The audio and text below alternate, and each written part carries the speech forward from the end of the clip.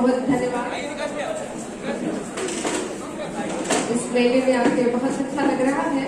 चार पंक्तियों से एक कविता शुरू करती हूँ।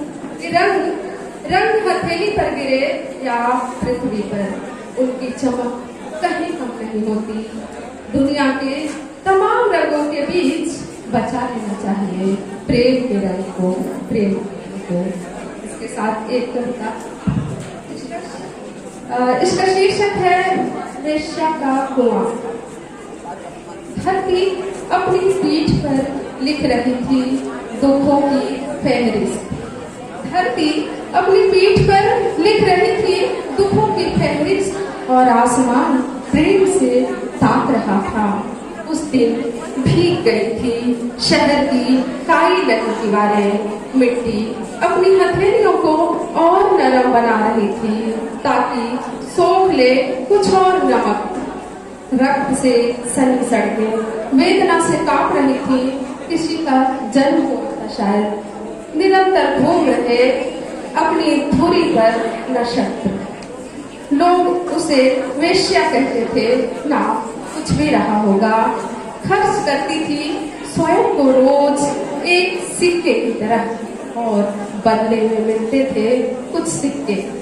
इन्हीं सिक्कों में से कुछ सिक्के सहेज रही थी धरती का कर्ज उतारने के लिए, धरा का प्यासे गले को तर करने के लिए। एक दिन वही सिक्के गलने लगे और बनाया गया रमा।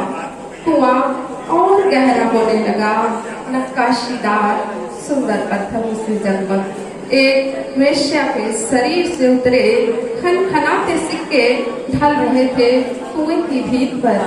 समाज की नजरों में गिरी औरत थी, लेकिन न जाने कितनी दुआओं के बाद जन्म लिया होगा उसने। एक कविता का शीर्षक है बुनकर चिड़ियों की जरूरत है। मेरी कविताएं बतियाती मिलेंगी वही कहीं धान की बालियों से दौड़ती हुई लबालब भरे पानीदार खेतों के मेड़ों पर। कविताएं बतिया रही हैं घास से, बारिश में भीगी डालियों पर फिसल रही हैं पानी की बूंदों से।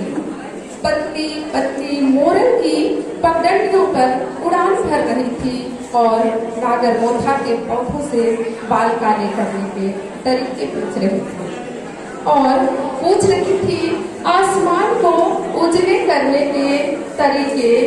और एक चिड़िया से सीख रही थी घोंसला बुनने का हुनर। हमें हमारी जहाज की कम चिड़ियों की जरूरत है, घोंसला बुनने के लिए बुनकरों की जरूरत है। मेरी कविताएं बतियाती मिलेगी वही कहीं धान की बालियों से दौड़ती हुई लबालब भरे पानीदार खेतों के मेड़ों। शुक्रिया।